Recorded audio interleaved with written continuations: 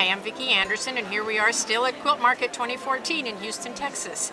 We're talking with some of our authors and designers today, and we have Lee McComas with us, who has an article in our latest Machine Quilting Unlimited. Lee, would you like to tell us about your work? Thanks, Vicki. I'm a thread painter, and I do portraits.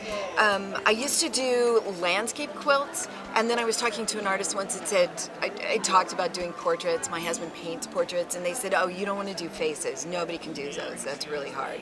And of course, that became my challenge and the thing that I want to do.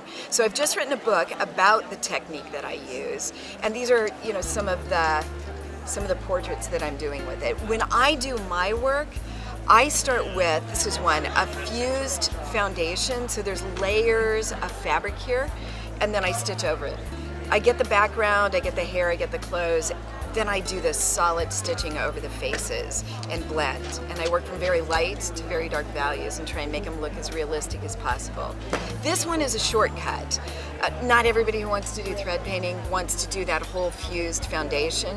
It's pretty intimidating. So this is a shortcut I did. Actually, under this thread is a printed portrait of these children. And I just do it in grayscale, then I stitch over it and add the color with thread. And what I love about this is, it seems like it's very modern, it's very hip and something new that's happening, but it's based on a technique that was developed during Renaissance times in Italy. So painters during that time used to do a base underpainting, and it was all in grayscale. Then they'd paint back over the top with glaze. I think that I'm replicating that process with fabric and thread. I do the grayscale underlayment, and then instead of glaze, I add thread over the top of it and give it color, and it actually pops. I think it looks much better than printing the picture in color and then stitching over it with thread. So I do that. And here's a couple others. This was also printed, did it in grayscale. I always pick different sets of threads for each face, so everybody is their own individual and they have their own personality.